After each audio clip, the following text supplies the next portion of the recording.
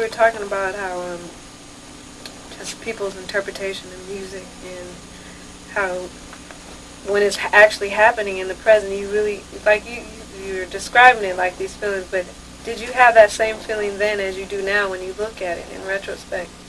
Do you think people can appreciate George's music like that they always have to look in retrospect? But they can't help it. You know, music is a being. It's a spiritual being. You can't, even as the business of music will have you believe that it has something to do with containing the music and making it something that can be trendful and not trendful. You know, we just got to remember we Africans and understand what the drum meant to us, because the drum is still here, you know. A drum represented, in our tribal sense, it represented when family got together, that drum beat. When complications came, that drum beat. When decisions was made, that drum beat. When it was time to wage war, that drum beat. So for me to get caught up in Europeans' ideology or its ethos on how we look at something in retrospect, I say wipe that out and just follow the drum beat. George's drum beat has turned into rap music.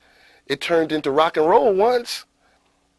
And when I say rock and roll once, let me kind of drill the names at you, you know. You understand? So we can sit back and try to retrospect this and retrospect that, and we can do that, but recognize that that's a spiritual being. And George Clinton definitely epitomizes the understanding that that sound can go on. And I remember, see, because I'm a little old enough to remember how George couldn't even get played on the radio. Don't that sound like hip-hop once upon a time? They wouldn't, the very sounds that we brought back as a loop was not being played on the radio.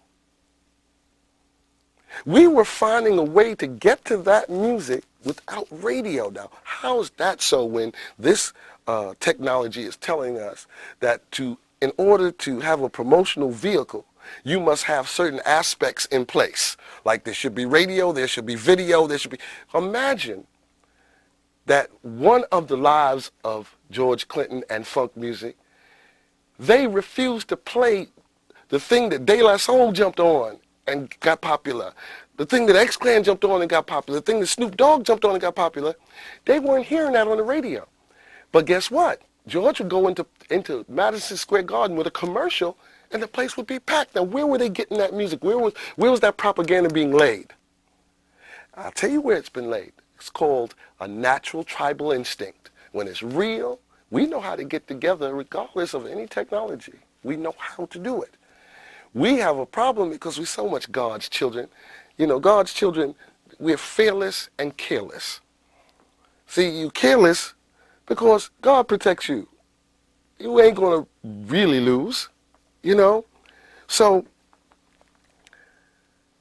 I like to believe that the lessons, one of the lessons of the George Clinton music has us to start recognizing in a world that strategic ideas what keeps us contained, keep us locked down, keep us in any kind of slave formation, that the music is telling you, when you feel it, we don't need no music. You know, you remember that?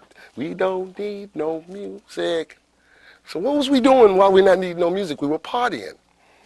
So the video and the radio and all that can be obsolete depending upon when we decide that it's obsolete. George Clinton music mean that to me. And I'm telling you something from my heart. I'm not trying to give you the ability to talk. I'm telling you, I wouldn't even be in rap music if it wasn't for George. Because my father had other intentions for me.